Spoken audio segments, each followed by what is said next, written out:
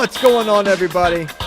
Welcome to episode 1045 of Flow Wrestling Radio Live. I'm your host, Christian Piles.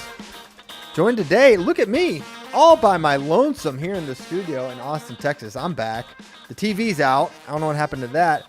But coming at us from the Japanese gardens of Fargo, North Dakota, James Dean Rader is here. JD, what's up, man? Oh, nothing. Just enjoying lovely Fargo, North Dakota. And we're also enjoying the same t-shirt right now. Yes, we are. We're just identically, except I have no cool denim to speak of. All right. I have plenty of denim. I have enough denim to go around. I'll let you borrow. Yeah. You never, and that's the thing about JD. He does not share his denim. He refuses. Okay. So obviously a huge week here for wrestling, for Flow with Fargo, already 2 days underway, and boys freestyle starting today. We'll get into a little bit of that. We're going to talk about my time at the Olympic Training Center, which was awesome and a lot of fun. We're going to also discuss the news about Shamil Mammadov, 65 kilograms. Feels like we've had a new angle to report on that every single day, but it feels like we have some finality there. And we're going to do a full-on 74-kilogram Olympics breakdown, the weight of Dake. So we're going to get into all that. We're going to have some questions, some Monday Blues even. Full show for you. And so, yeah, let's kick it to JD for the opening round. Yeah, biggest news of the weekend, the saga that refuses to quit. Shamil Mammadov now not going to the Olympics as he is injured, quote, unquote. It was an injury relapse, JD. And these things happen. Of course. It's funny. I equate this like Russia communication. So this was reported by TASS, which is literal Russian-owned media, state-sponsored media. And they reported that Mammadov's out due to an injury relapse. And, I compare this to, how, well, JD, you don't have kids, but maybe someday. But we all know the compare, you come downstairs and you see your child, just the face is covered with chocolate. The cookie jar's open. There's crumbs everywhere. It's all over their hands. And you ask the child, hey, did you have, it's what's called a rhetorical question. You know the answer. Be like, hey, were you eating cookies, Caleb? No. It's like, they're the 3-year-old, the 2-year-old saying, no, they didn't eat any cookies. Like, everyone knows. We're just asking, but you're just saying he's injured. It's like, well, come on, guys. We all kind of know here, right? Like, you're not fooling anyone. It's almost funny that they even try to put out counter news to this, just what is very obvious, which is Russian pressure is preventing him from going, because what sort of injury relapse would prevent you from even trying at the Olympic Games that is happening in a month? So unbelievable, truly unbelievable news. I said it last show. I will believe he competes at the Olympics when I see it. Yeah. When I see him in Paris. I said, I know he didn't accept his bid, but I thought this was just him trying to buy a little bit more time until he could figure things out and still weigh his options.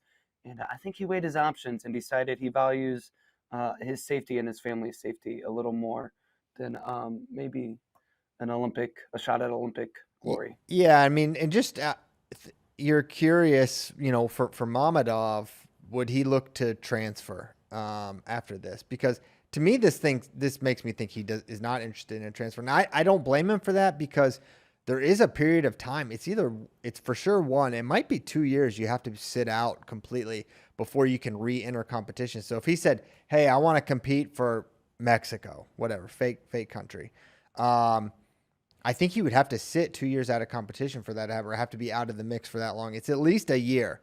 And so would Mammadov want to give up a year of his competitive prime, which he's in the middle of, clearly. He's young. And that may be a price he's not willing to pay. But then again, there's no guarantee this war or any sort of Russian drama is going to end in 4 years. So to me, not transferring is really rolling the dice. Wars last a long time sometimes. And this one, I don't know the status of it. I don't follow it closely. But, yeah, I mean, there's no guarantees that in 4 years from now, Russia's not going to be in a similar boat. They're in this boat every 4 years for some reason or another. It's, again, easier said than done. hey, tell Kyle Dake he has to go transfer and represent Team Canada now. Well, it's more You know, normalized over there, you know. Um, it's pretty normalized here now too. yeah, true, but it's pretty rare that no one that has ever been a number one in transfer, and I guess maybe that's your point, that none of the number ones from Russia have transferred. But, you know, it also kind of remains to, we didn't get to see that with Tazadinov, right? We didn't, Musakayev was the number one and transferred, and that was sort of a separate, similar issue, just like him not getting a fair opportunity in 2016. But yeah, I mean, it's not. Yeah, I guess it is there is a little less precedent to transfer as a number one. But yeah, big news, and really, you know, it's one less landmine in a field full of landmines at 65. This is the deepest weight by far. For my money, I think it has the most guys that can win this bracket. I really do. And we already broke this weight down with Mammadov. Oh, or maybe that's one thing. JD, I don't know if you can quickly refresh. Mammadov was the 5 seed, and we don't know two things. We don't know for sure if he's going to be replaced or not. It's potential this is a 15-man bracket, and Mammadov's seed is just out. And Zane is unseeded at present, so we don't know for sure. Yet we won't know until the day of where Zane's going to fall in that bracket. So that's the impact to the bracket. There's one less really good guy, and this weight has, I don't know, probably 8 to 10 really good guys, Olympic champion level wrestlers in it. So it's a small ding to a really good field. I would assume.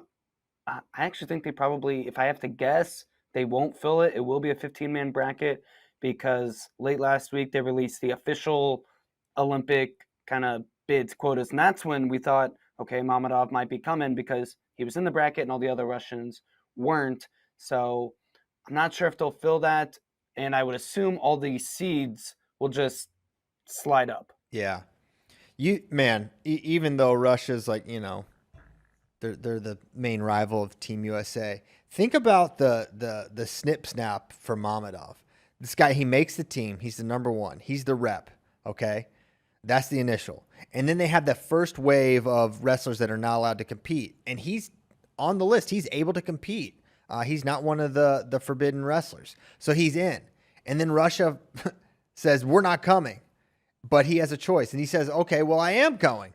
And then they basically say, no, you're not. I mean, the back and forth is just kind of unbelievable. And guys got to be heartbroken. I mean, can you imagine the amount of work and then something so outside your control, seemingly, is taken from you? I mean, you just think about JD. Think about JD. If your senior year you were just told something weird happened and you were not allowed to wrestle your senior year at high school state tournament. I mean, how devastating would that have been for you? Yeah, I mean, I don't want to compare my senior year of high school to Olympic aspirations and Olympic work. No, bro. It's wrestling is deeply personal is the point. It's not comparing high school. It's like what it is to you and what that tournament represents. It doesn't matter if it's the Olympics or the high school level. Maybe you're not the right person to ask, but for most people, it would be losing that opportunity is totally devastating.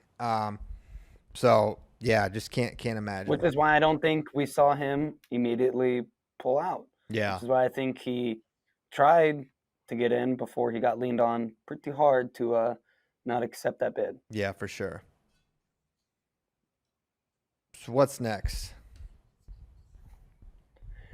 That was pretty much the only news over the weekend. You know, now it's just Fargo time, baby. Yep, Fargo's happening. You were at the OTC though. You were gone Yeah. all last week. What were some of your main takeaways from your time around all our Olympians? Man, it was awesome, first of all, and USA Wrestling did a top-notch job on that Monday where they got all the Olympians but one. Helen wasn't in just yet, but every other Olympian was made available to us, and it was really cool. We got to go to the Olympic and Paralympic Museum in Colorado Springs. Just tons of history. Got every Olympic torch ever was there.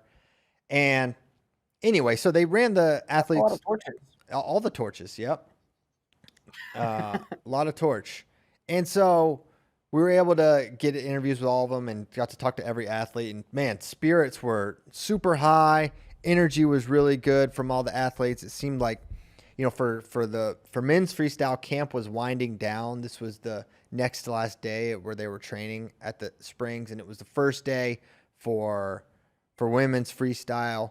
And man, I just you get around the athletes and around the coaches, and you end up just getting more gassed up about how well they're going to do. And but I really do think we're going to have maybe an unprecedented medal haul for the 6 weight era, for men's freestyle and women's freestyle. I think we're going to have, multiple golds are on the table for both.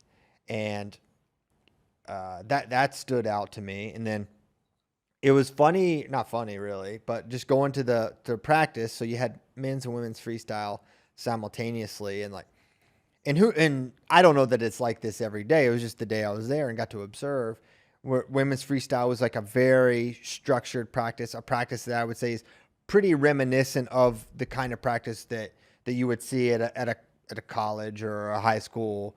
It's kind of what you think. They warm up, they drill, and then they start hitting some live situations and things like that, things you've seen. Whereas the men's freestyle was super individualized, where you had, and I won't get into the positions that they were working in, because that was another thing, actually, as I think about this, is like the enemy is always listening to everything. And that works both ways. I think we are watching and listening to everything that the opposing wrestlers are saying, and that the exact same is happening for Team USA. So there's a lot of, secrecy sounds like, sort of bad, but like, yeah, it is a secret, the things that we're working on doing. We're trying to keep that under wraps. So that's kind of a cool thing. And then hearing, interviewing Snyder, and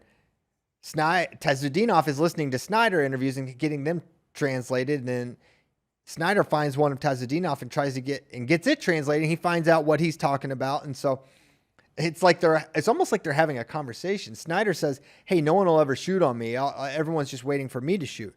And Tazudinov hears that and says, "Well, I've got a surprise for Kyle. I'm going to be shooting this time." And they're both getting it translated so they can have this conversation. It was really neat.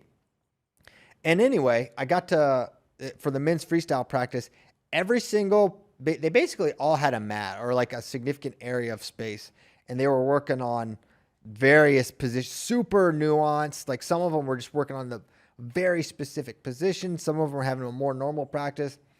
Spencer Lee looked unbelievable. He was the one who was probably, he was, I wouldn't say he was going live, but he was going really specific positions, and he looked unbelievable. And seeing him up close, and the speed and the power and the slickness he had, I was just like, he stood out the most just because he was doing the most in that way, the most like visually, I don't know, stunning stuff, whereas the other guys were working more positions. So Spencer Lee looked absolutely ridiculous and healthy and no knee brace. I can report that, and seemed to be in high spirits at the end of camp, which is great. And everyone really did. So let me think of what else. Ladies all looked really good. Did not get to watch Helen train, but got to watch all the others. It was cool seeing Kennedy and Kylie Welker get to drill together. These are two, they're really rivals, two of the best in women's freestyle, and they were working out together. And Amita Lore's an absolute beast, and Sarah can kind of have her way with almost everyone. Dawn Parrish looked really good. So it was really, really impressive, practices, and everyone seems really excited about the potential for both of these teams. So a lot of fun. I'm trying to think what else. Got to talk to Matt Ramos for a little bit, and kind of got to observe he and Spencer Lee have a conversation. Man, it was really funny. I talked about it a little bit on Instagram, but I felt like I was getting a little glimpse of Coach Spencer, which is something I haven't really thought much about because he's in the middle of his competitive career. whatever. But I mean, he was all over Ramos to get him to open up more, and it's like really imploring him to not wait and not be so cautious in his matches and just to let it fly. And he did throw in the caveat against everyone but Iowa. But other than that, he did throw that in. But other than that, Spence, it was cool to see that, because you always wonder how these rivalries. But Spencer's unique in that, you know, his two, I would say probably most gut wrenching losses. Not even probably, definitely, right? He loses to DeSanto in the state finals, and he loses to Ramos in the NCAA semis, and those are two people that he seems to, you know, he roots for them. So pretty unique. I don't know if that's common, but it's definitely true for Spencer. So that was really fun to see and catch up with a lot of coaches. Oh, another cool thing. So on the media day, they had, like, right before lunch, they had Tony Dungy and Dave Canales. I think I'm saying that right. He's the new head coach of the Carolina Panthers. Tony Dungy and this guy were talking to not just the athletes. There was a, like, kind of a little theater full of people, and just getting to hear from those guys was really cool. It actually made me like, this is a prime example of how I can just get easily gassed up by just hearing people talk. But I'm like, I don't know, guys. I think the Panthers are gonna be pretty good this year, even though they were so bad. Like, they were like, I think, like, the worst team, but they drafted a lot of, Like every other coach couldn't give a good message. No, but hey, mark this moment. I actually do think they're going to be pretty good. But we'll see. We'll see. Better. Caleb's a big football guy now. He's like, Carolina's going to win 7 games this year. He's like, they're going to be a lot better. So that's talking football with Caleb and Christian Piles, two real industry insiders there. But that was really cool, getting to used to meet and shake those guys' hands. It was pretty neat. Yeah, I'm jealous. You got to be in Colorado Springs and see all that stuff. I saw. I didn't get to watch the entire video you put up on Instagram, but there was something about Dake wanted Burroughs at the Olympic trials. Yeah, he was like, basically for sure, you know, was hoping to see him, but also he was happy for Nolf to have done well, and he wanted to see his teammates do well. But yeah, he's like, Burroughs has been the guy I've been, like, focused on for years and years and years, and, you know, he would have liked to see him, but he was happy to see Nolf. And it would have been, I mean, obviously it would have been kind of cool to see that again. Despite, I think it seems sort of obvious at this point how that goes down at 74 now. And similarly with Sidikov, he wants that match. He wants the Cotty match. Still been, the Cotty rematch has been evading him, and now Sidikov's not going to be there. But Sidikov was just in New Jersey, so I don't know, maybe we can set something up before. Friends with Jordan now. What did you think about that? I mean, I'm not surprised. Wrestling brings people together. It's not like those two hated each other. He wasn't a villain like Sargish. Yeah. So I think there's a lot of mutual respect there. And now that they're not competing against each other, you can just be friends. You see that all the time where, former competitors, because they're very similar people. Yeah. Right? They're going to have a lot in common. To reach that high of a level, they did a lot of things similar in their life, and there's a huge mutual respect between the two. Yeah. I'm pretty bummed if Sidikov's done. I mean, he's apparently he confirmed he's done. What he's been able to do from 2018 on is really incredible. And he's not the GOAT conversation kind of requires longevity beyond what he's shown, and he did take some losses along the way, but never at the big show, right?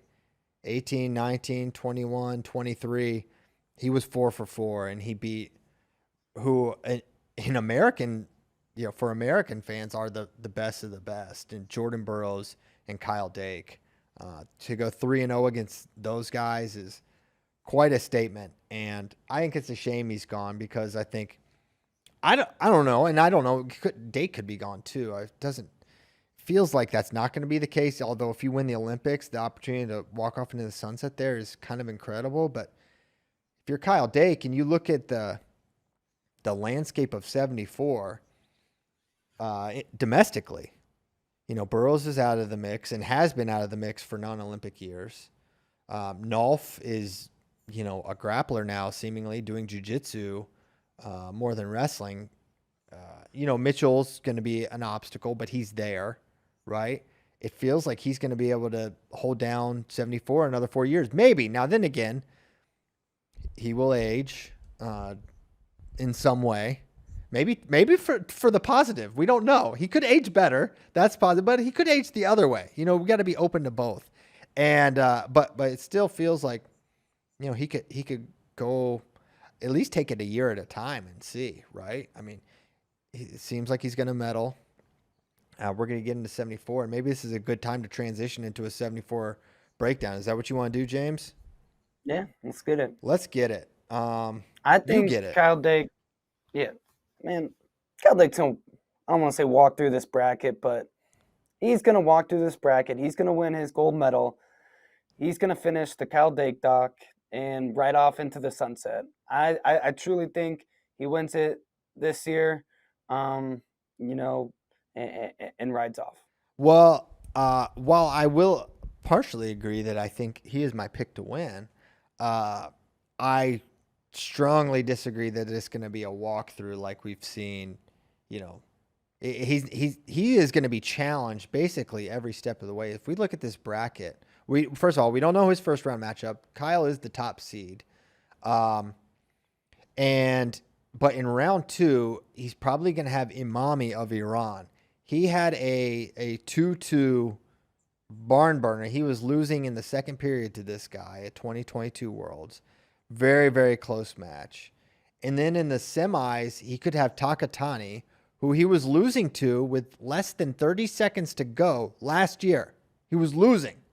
There's a little bit of, because he ends up winning the match, I think we sort of forget just how close some of these matches Kyle has had. This is classic Kyle Dake. Losing with 30 seconds. It's the reason he's never won a fantasy bracket ever, because he wrestles these close matches. But outside of the 2021 Olympics, this dude just wins. It's what he does. He do. Well, he also didn't win in 2023 Worlds, but okay, well, that guy's not here. I think, well, listen, you said walkthrough, and that's where maybe I think USA fans, here's what I'll say. Here's what I'll tell American fans. These are going to be matches in the margins, a lot of them, in my opinion. Yes. They're going to be close. I will agree with that. This field it's not 65 kilograms in terms of depth of elite guys. There's a tier, and maybe we're saying that because Kyle is so elite, and he and Zauerbeck were sort of separate. But then again, he's had close match. I mean, his Salk match in 21 was close. He was losing late there. That's what he does. He wrestles close matches. But sometimes he loses. He has lost. It's not like he's not been defeated.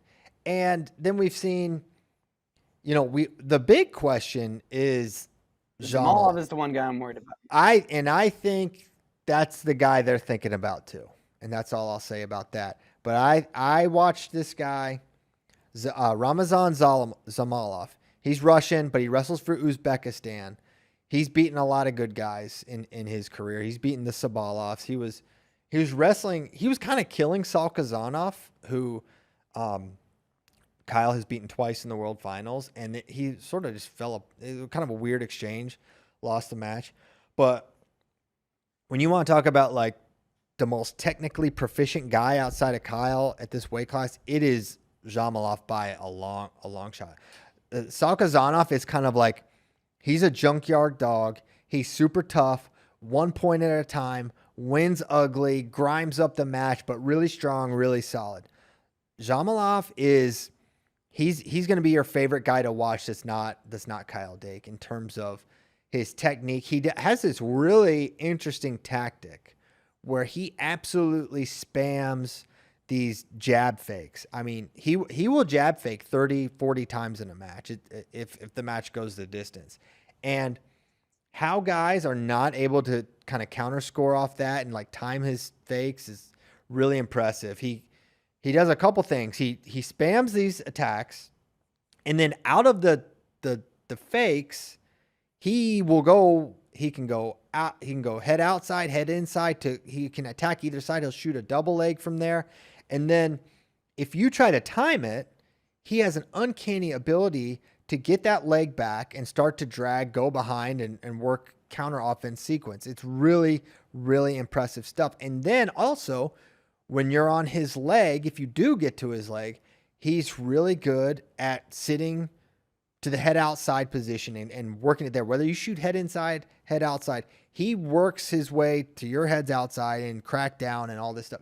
He's really freaking good. He can wrestle upper body really well, in an underhook, out of an underhook, body lock stuff, decent parterre offense, though I don't think that would come up against Kyle Dake.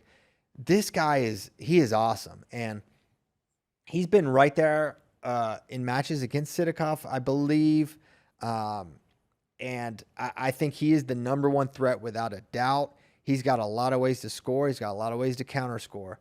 And for me, I think that's the match that Team USA needs to be the most focused on is Shamilov. And that match wouldn't happen until the finals because he's the 6th seed.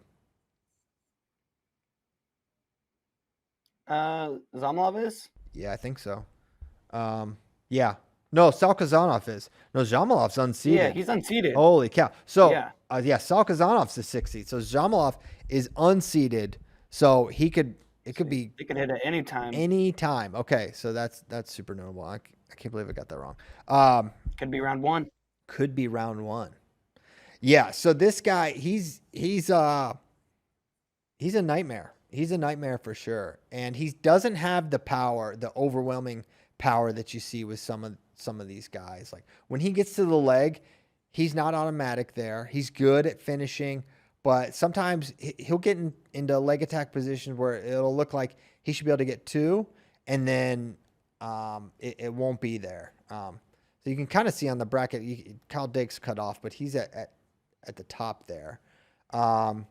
As you're looking at this bracket. So there's 8 seeded, and then there's 8 unseeded in this bracket. That's how it'll work. And so Kyle doesn't know who he'll have in round 1, but we have a decent idea. The quarters, semis, and then finals, who knows? Could be anyone. What other names for you stand out, or do you have anything to add on Shamilov, JD? No, you kind of hit the nail on the head, pretty much touched on everything. I think that's the one real threat to Kyle Dake. I feel very confident in his ability to. I mean, I feel confident that he'll be Zamolov as well, but that one worries me. Every other match, even your Saul Kazanovs, your Imamis, your Chamizos, could be close. Pretty confident Kyle Dake's going to win. I would be, kind of as shocked as I was when Cody beat him in the Olympics last year. So obviously it wouldn't be unprecedented or completely out of the realms, but yeah, I just think this is Kyle Dake's year, and I think he's gonna do it. Shout out to Guinea-Bissau getting ranked. Bro, Guinea-Bissau, they've been. I'm glad he's opposite of Kyle Dake. I don't want any Americans to see Guinea-Bissau for what that guy did to Jordan in 2014. Totally messed. I don't know if you guys know what I'm talking about, but Madonna of Guinea-Bissau was like, this guy was not bad at all, and he wrestled Jordan Burroughs early, and he's really strong and really tough, and he hurt Jordan's knee in an exchange, and that's where he lost to Sargouche with the knee injury, and Sargouche wrenched his knee. It was nasty, and Jordan was pretty limited after wrestling Guinea-Bissau, and then he wrestled him at the Olympics, and it's like, man, you just don't want to see that guy. And it was Jordan's first match, I'm pretty sure. It's just a hard match. Like, you can't kill him.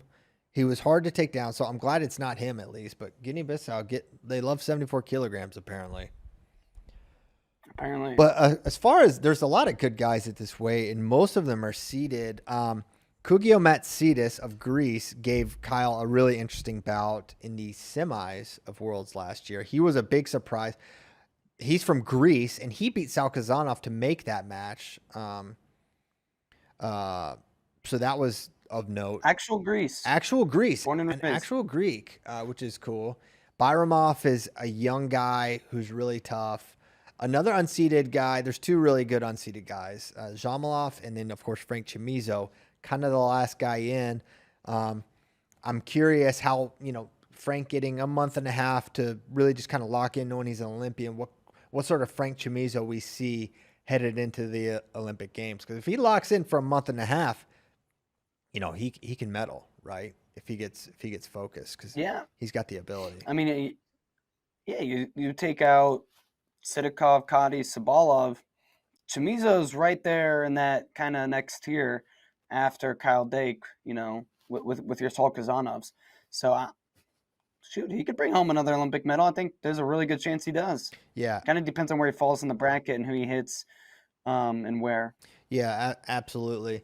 So, Byramov is tough defensively. Chamizo's tough defensively. A lot of just really good defensive guy, which makes someone like a Takatani, who has really good leg attacks, had a left-sided high crotch, which, man, this guy, I'm telling you, he was in on the leg as time expired against Kyle Dake. I'm pretty sure that was the final sequence there. Like, this guy was getting in, and that was one thing I noticed in Kyle's 2023 run, more so than other meetings. Guys were able to get to his legs in a more consistent clip, which that can work positively for Kyle. We've seen that over the years, but it was more frequent than I recall in other world championships. If you go back, it's pretty rare for guys to break his position, and these guys were darting in and getting on Kyle's legs, and you wonder how much people are going to watch some of those exchanges and entries, and there were some finishes, but also do you watch Sidakov and how he finished in some unique ways, and how much note-taking are you seeing from the world? You got to assume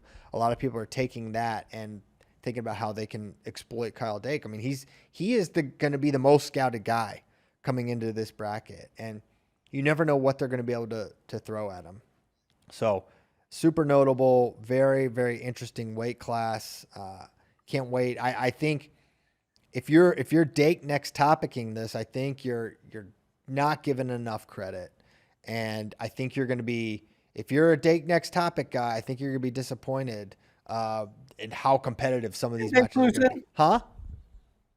You think Dake's losing? No, I don't. I do think he's going to win.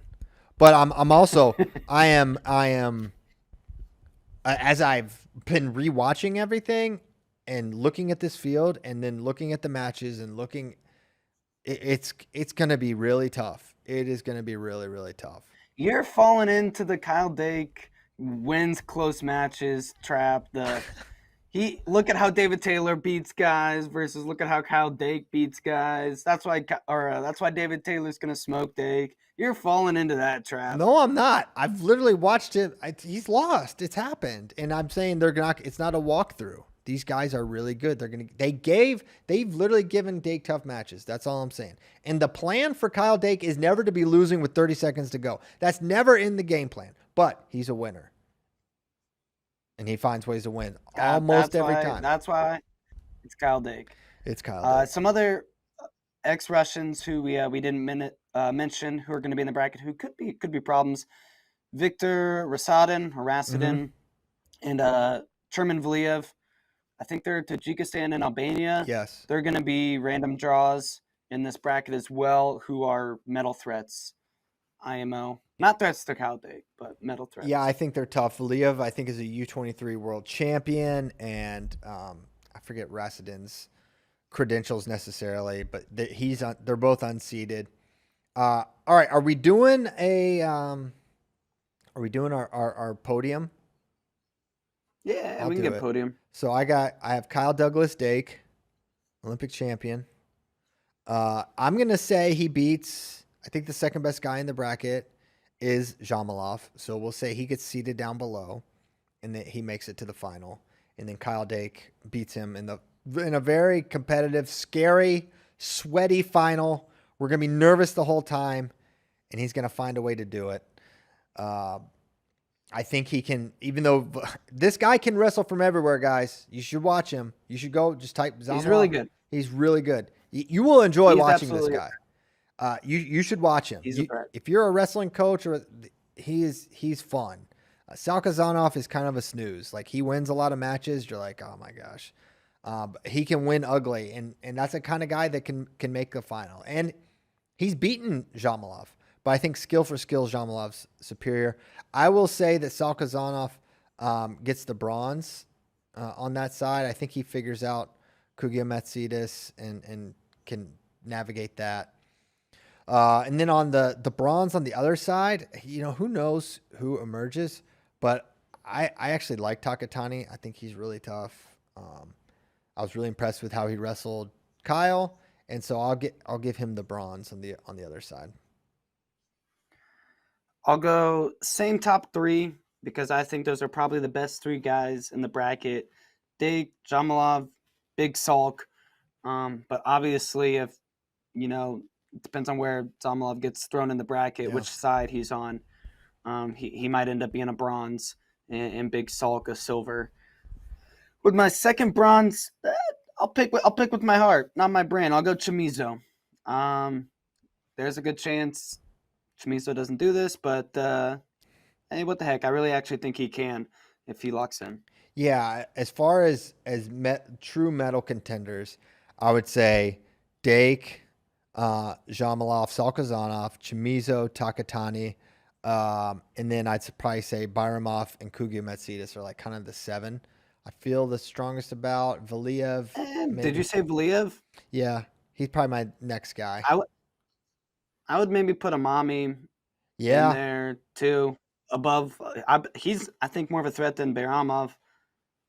Yeah, you might be right. He certainly is to Dake. Yeah, that's a good point.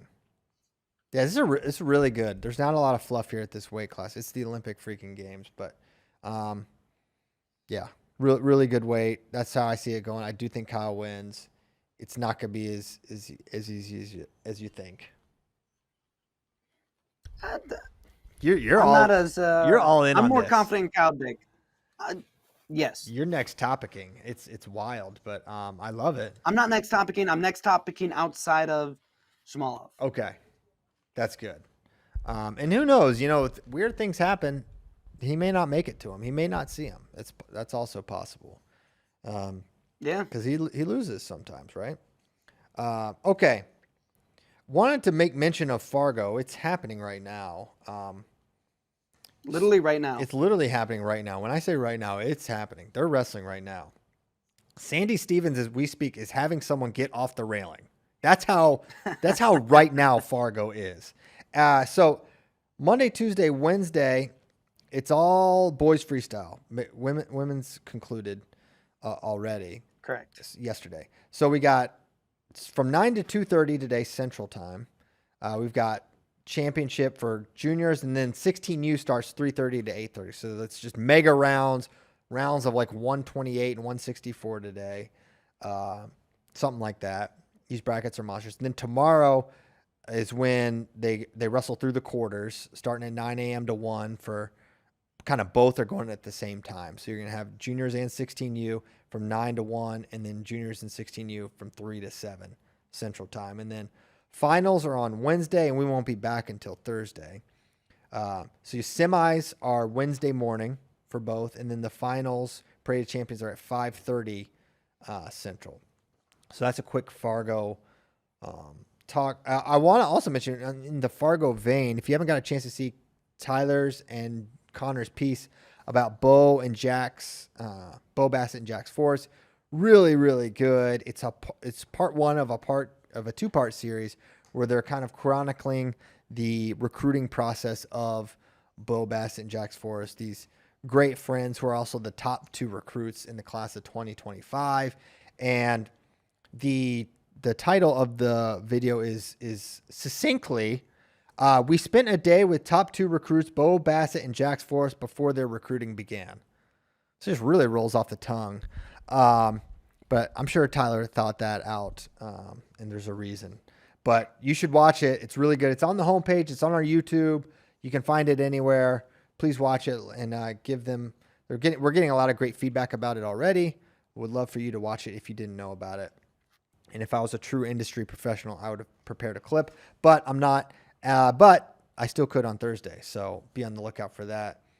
And then speaking of Jack's Forest, probably the number one potential matchup of Fargo, in my opinion, is the rematch between Jack's Forest and Seth Mendoza at Fargo. This would not happen until the finals. They are seeded 1 and 2. There's a lot of thoughts about the pin system, but hey, it got this one right, separating those two guys. Feels like they're on a collision course. Seth pulled the upset at the Open, and now it's up to Jax has the opportunity to get that win back. I can't wait for that one. They're both really good. Both have really good. It's interesting. They both have really good carries, which is kind of a rare best takedown for some guys. But Bo and Jax and Seth Mendoza, they love to hit the dumps. But of course, Jax has a lot more than that too. So excited for that rematch. Also, a potential Aaron Seidel, Nate Desmond semi. Very exciting if that can hit.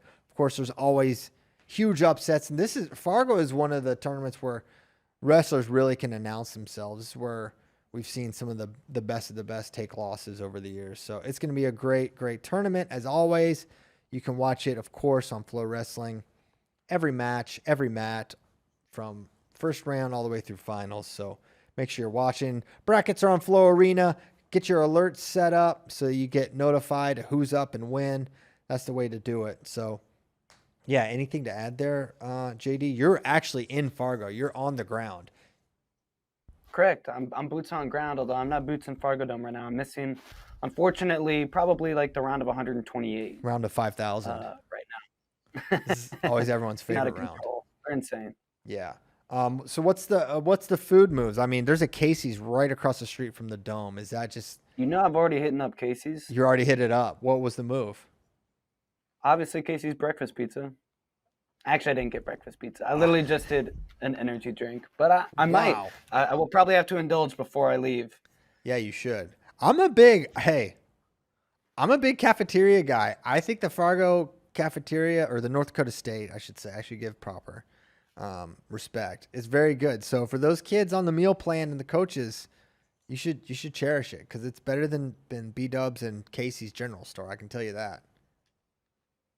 Unless those entities become sponsors of this show, in which case I will never speak of that wretched cafeteria again. That's right. Yeah, so I keep that door open like that.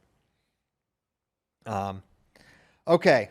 So that's that. You'll be headed to Fargo, I guess, after you take care of FRL stuff. You're in Fargo, of course. Shout out to Tyler and Kozak, who had 5 a.m. flights this morning, which for Kozak is nothing. I mean, this guy is up in the wee hours of the morning. He sometimes beats me in here, and he's getting his workouts in 6 a.m. But for young Tyler, sleep is precious for this guy. So if you see Tyler at Fargo, not a morning guy. Not a morning guy, and I think he gets in his head about when he's sleep deprived. He tells himself he's sleep deprived, and then you know how that can spiral. So if you see Tyler today, tell him to cheer up. It's okay.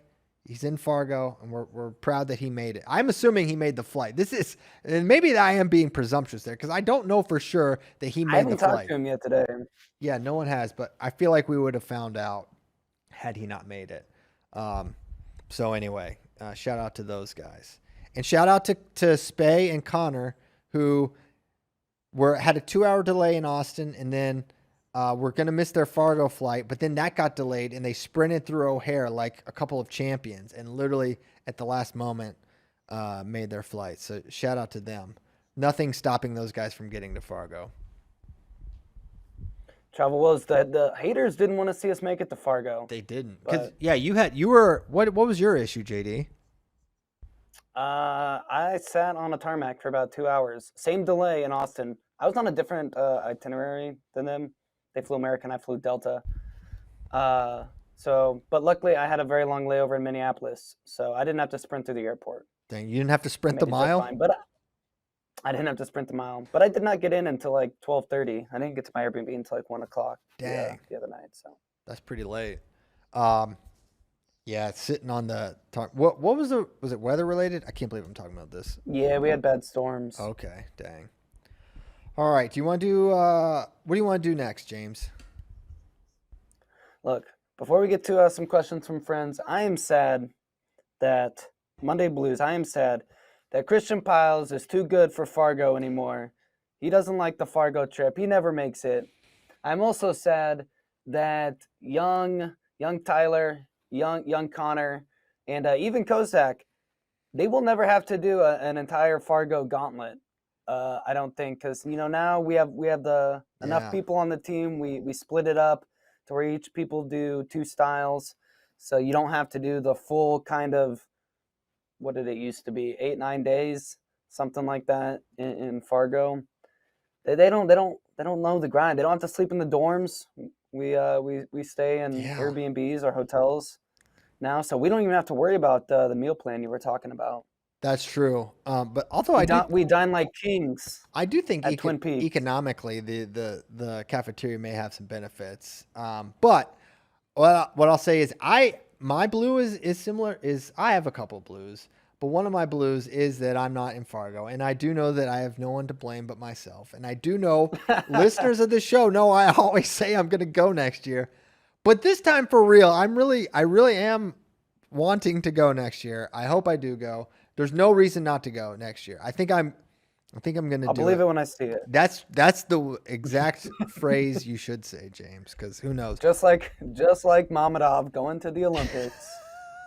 Yes. Christian Piles going to Fargo. Yeah, there are greater forces at play here. I just can't be gone. That's the thing. It's not like you go for 2 days. It's 5 days minimum, or there's no point in going. So it's like, man, that's a pretty long trip for me. And I'm going to be going to the Olympics, and I got a family. So, but no excuses. Everyone has a family, somewhere, somehow. Right. So yeah, I want to go next year. I am blue about that because Fargo's like summer camp. And yeah, those guys will never know the full week-long grind at the dorms and the cafeteria. But that's okay. You know what? JD, you could say you helped pave that way. You walked, you dormed so they could, Airbnb. That's just part of your blue-collar legacy. My other blue is I've just had to come to terms with a dietary change that I just have to make. I have been able to get away with just eating what I want whenever I want and feeling good, and now I just can't do that anymore, and it makes me sad. I used to be able to basically do just that. In the evenings, I could just eat a bunch of ice cream and have some Oreos and milk, no problem. And it's not that I'm like getting out of shape or anything, but I literally feel worse when I do that. So I just made my mind up that I'm not going to do that anymore. And so I'm sad for that era to be gone, but it's for the best. So goodbye to all those. No more bowls of Cinnamon Toast Crunch after lunch. That's the exact kind of behavior I'm talking about. That's what I'm talking about. That is what this psychopath will eat we get lunch here at the office on Tuesdays. It's normally pretty good. Yes. He'll go and he'll eat a hamburger or a barbecue sandwich or whatever we have that day, plus a side of potato salad and a salad. And then just bring in a bowl of Cinnamon Toast Crunch like he's 9 years old after eating all that. I can't deny that this happened, and it happened within like 2 weeks. I did this. Yes. I love to do it. I love to eat a full lunch, eat until I'm full, and then have a sleeve of Oreos or Cinnamon Toast Crunch, and then I just don't feel good. I don't recover the same. I sound like an elite athlete here, but instead of recovering from some sort of exercise, it's recovering from the amount of sugar I just ate. And it was only a matter of time. I am nearly 40. Not nearly. I'm not halfway there. I'm 39 though. Yeah, I feel like you had a good run. You absolutely had a good run, and I'm still, I'm in good shape and all that, but there's the impact. So, you know what? Just making a little tweak here and there. I'm just ramping up the eggs though. I'm eating 4 eggs every morning now, and just trying to fill up on that. You got off your egg grind for a bit. You used to be a big egg guy. I've never not been a big egg guy, but I really liked to. I really like them fresh, so I had a skillet here that I would make them on. And, I recall. And back at Springdale, that was easy to do, but now there's a lot of people around, and like, I don't know if I want to be skillet guy at Floyd downtown. So now I'm just bringing in the eggs and just reheating them, which is not my favorite, but I'll do it to keep up the egg grind. So back on my egg grind. So yeah, that's my Monday blue. There you go. All right, good blues. To questions? All right. To questions. All right. You want to pull? You want to ask them or look? Yeah, I got. I'll pull them up. Cool. You. If we could send 2 reps at one weight, which weight would you choose? This is from the real Avery Lynch. Okay. This is a great one. And so you want to pick where we have high probability of making the finals or 2 medals, right? And I I would say David Taylor, Aaron Brooks would be amazing. Um, Yes, but if that happens, do we not get David Taylor as head coach of Oklahoma State? I like to live in a world where both happen. I don't think both happen though. You're exactly right. Okay, so that's my parallel universe. All these things can happen simultaneously. Thing. My second choice. This is tough. I think you go. I think you go Gilman Spencer, which is also the same thing in another way. Um, but I think that's our most likely second medal, right? Or maybe it's Nolf, but I don't know. I've got one. Hit it. Gable Steveson, Mason Paris. Wow. This is truly fantasy land. But yeah, that one. That would be amazing. But yeah, it's kind of interesting. As deep as we are, it's like I don't feel as great about, if I don't know if Zilmer's ready to place. Nolf's going to be in dogfights with a lot of these guys. Nick Lee, we've seen at the World Championships. He can beat some of them, but I don't think he can go on a run like Zane's about to do. And then there's Spencer Gilman. Gilman looked like a world medalist, an Olympic medalist to me at the Olympic trials. Just Spencer's just that guy. So that'd be probably my choice for sure. On the women's side, I'd probably say Adeline and Kennedy. Although getting Jakara. Now you weren't on the Jakara show. in. You weren't on the show last week, but your thoughts on Kennedy taking a loss overseas? It's funny. I don't know if I can share. I'm just gonna. But basically, she did lose overseas, and I think David was talking with her, and she was just basically like, "Yeah, I lost, but I'm gonna destroy her next time. I already figured out what happened." Like it was like not entering in like, oh my gosh, it was not creating doubt in her mind. It was just like, Well, that's good to hear. yeah, it was great to hear. I was like, all right, she learned from it. She feels great about how she responded. And like, I mean, the things that give Kennedy problems are known. Like her leg attacks are amazing. Her re-attacks are incredible. If she shoots straight on and doesn't have a good setup, the world can counter that. If she gets into some control ties and things, it's not unknown. And the fact that it's really only a few things and I think super solvable. I think she's going to be ready to rock. I'm undeterred by that. I think it's probably a good thing that it happened. And yeah, I think she's going to do great. Another thing I heard is it feels like, and I don't know this for sure, and I didn't hear this from Amit, but feels like 60. She's not long for 68 beyond this Olympic run. So it'll be interesting to see what does she do in non-Olympic years. Does she just hang out at 72 and then go up to 76 every Olympic year? Or is it something maybe she thinks about doing every 4 years and just goes down? I'm curious to see how she handles it because it sounds like it's not easy. Well, I assume she would at least go back up to 72 after this, considering that's where she's been the past couple of years, and then would reassess come 2027 probably. Yeah, where she's at. Yeah, she could do that. It is for some of the athletes, once they get that spot, it's really tough to turn down the Olympic weight. The buy at an Olympic weight is so valuable, and you just never want to give that up. True, but the way she's dominated at 72, without a real strong contender yet to really push her, I think that will make it to her where she's like, it's not worth the cut. It could get really interesting if it's Kennedy, Kylie, Amit, Yelena, I mean, I got Diamond Guilford. Adeline's not retired. I'm almost positive Adeline's could do non-Olympic world trials. So there's a reality where all 6 of these hammers are at the same weight class. Could be very interesting.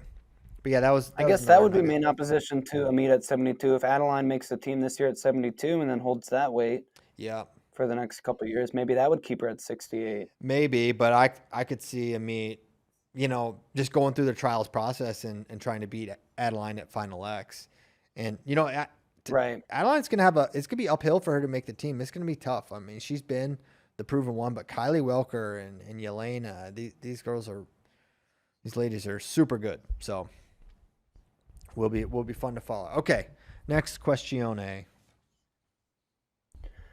This one's a big one. Oh, Kind of overlap. I don't know how much we want to get into it, but from Dominic Montano.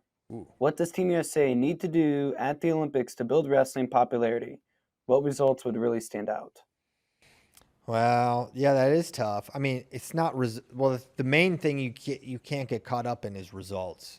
It's not the Hmm. results. We get good results. We've had good results, and it does help. I mean, if we go and lose, that is bad. So I guess in a way, the first thing you need to do is win. But really, what drives ratings is personalities and rivalries, and you know, being a little more outspoken than I think our athletes want to be is what can really drive that. And having those consistent rivalries are really important. So I don't know. It's a tough opportunity. It's a huge opportunity, but it's also a tough thing to say. And it's hard to put the athlete in the mindset of how can I grow the sport. Like the best thing they can do is just be focused on the win. But really, the things that move the needle are excellence, and it's that tension and that rivalry, and we don't always lean into that in the ways that are like you see at the UFC, and maybe not, you don't need it to that degree, but those are the things that I think really help. What do you think? Yeah, that or massive upsets, Yeah. like Sarah taking Oh out my Yui gosh. Shisaki, Mm-hmm. something like that. Like when Helen did it in Rio. And that is a moment we will never forget and a moment NBC could plug to the American fans. Something like that is what it's going to take. Now, Yui Sasaki isn't quite to that legend status is. I mean, I think she will be when it's all said and done, but Yeah. she's still young in her career. She's not going for her 4th Olympic title yet. So, Yeah. I mean, Amit uh, being so young, I mean, just things that stick out, like a 20-year-old winning is pretty amazing, right? right. Spencer Lee is, maybe the most popular wrestler there. If he goes and wins, you have that Iowa fan base that's going to be behind him.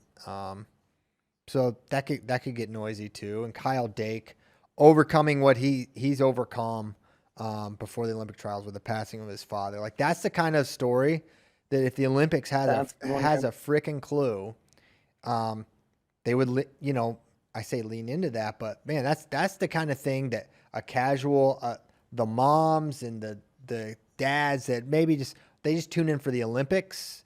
That's a story that can pull people in. That everyone understands the loss of a loved one right before competition and just how tough that is.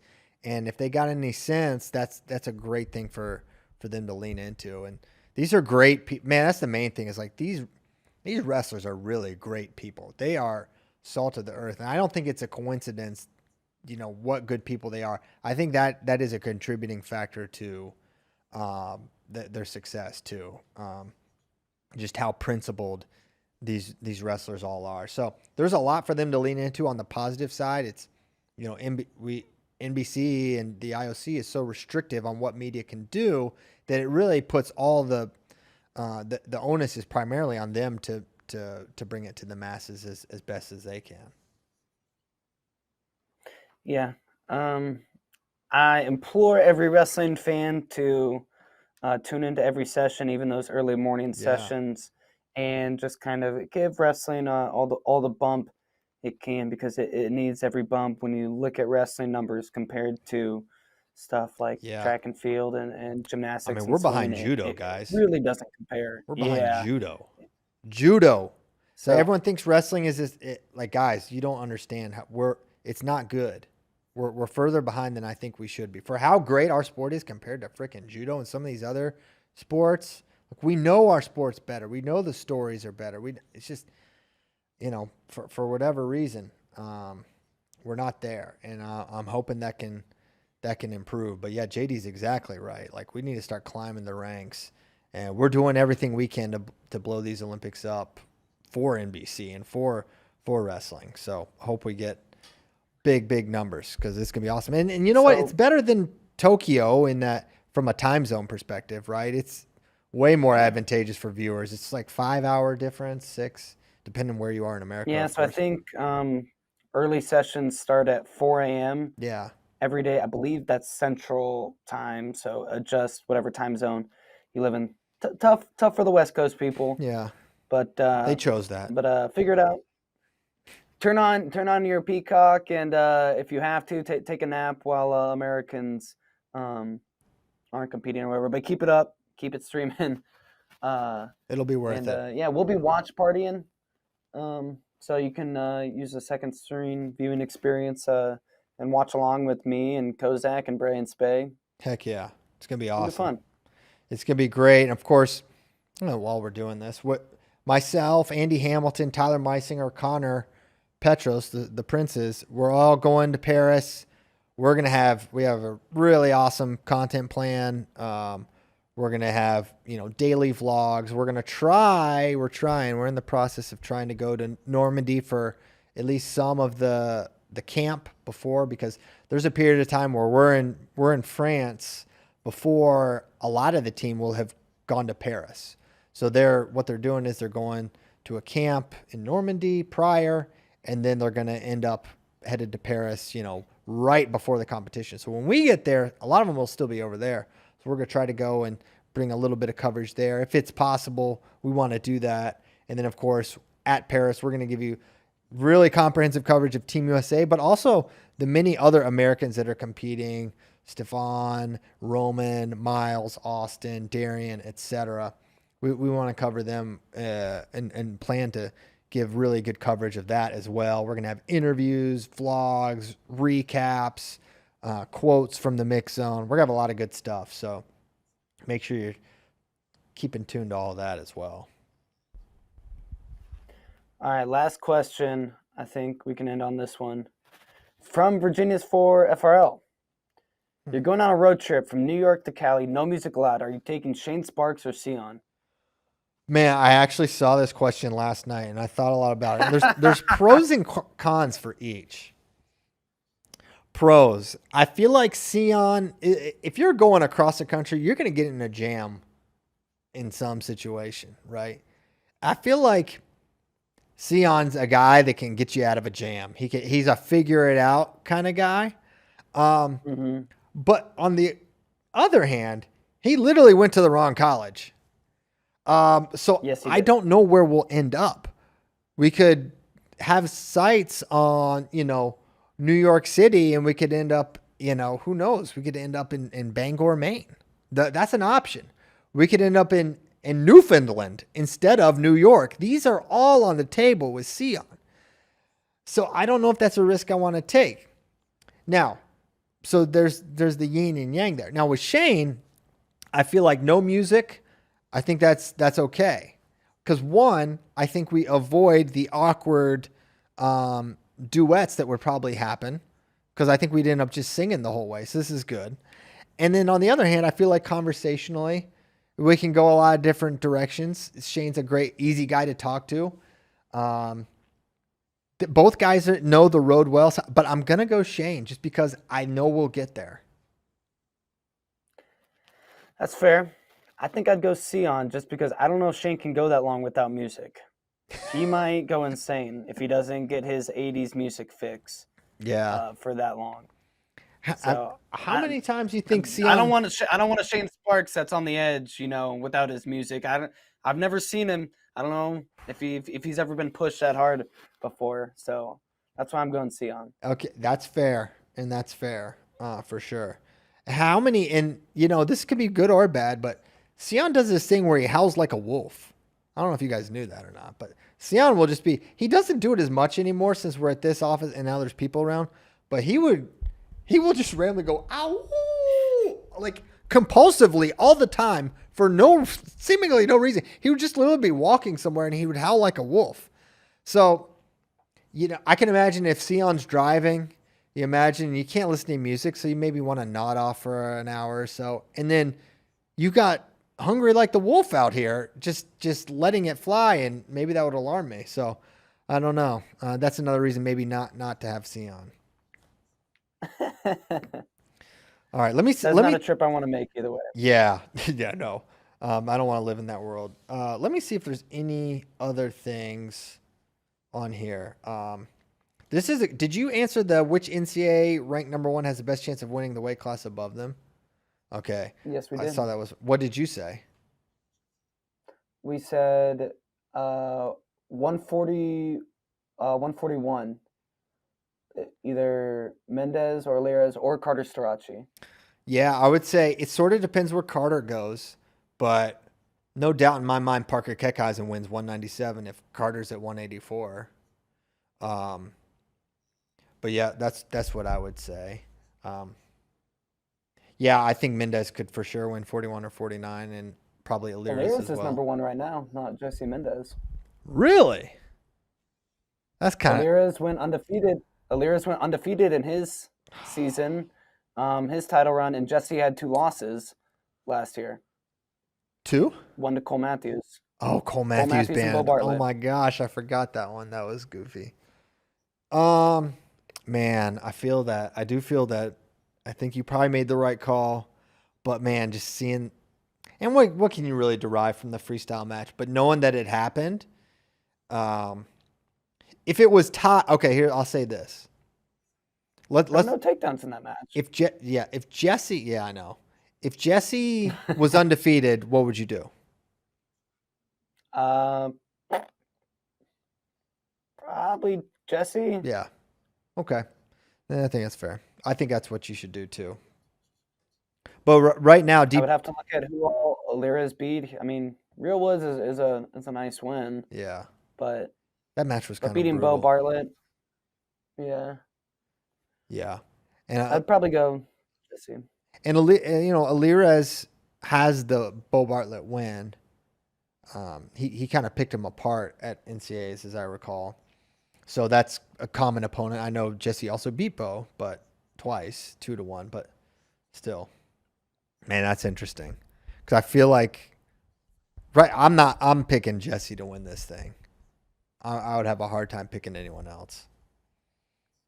And that's not just the match, the Beat the Streets match, which is whatever. Just like what we saw at the trials. I'm like, this is one of the best 65s in the world.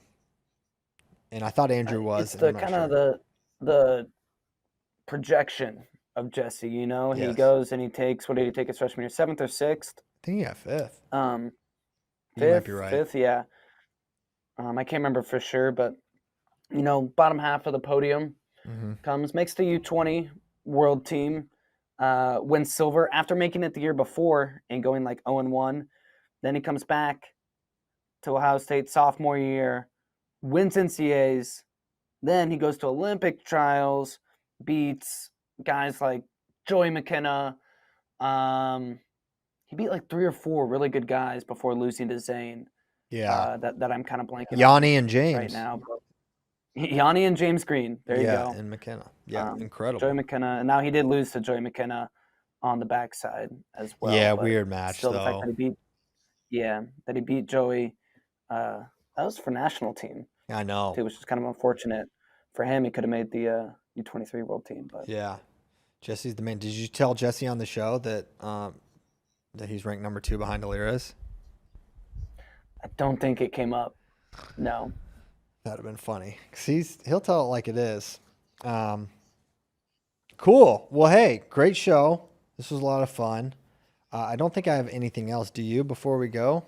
So much Fargo stuff. No. If you're in Fargo, I'll see you in the Dome. Yeah. Say hey to JD, all you Fargonauts. Thanks so much for tuning in. We're going to be back on Thursday. JD will be not on the show, but I fly Thursday. Tyler can call in, and we'll figure it out. We're going to have a show. That I can promise you. We'll have a show Thursday, same time. Thanks so much for tuning in.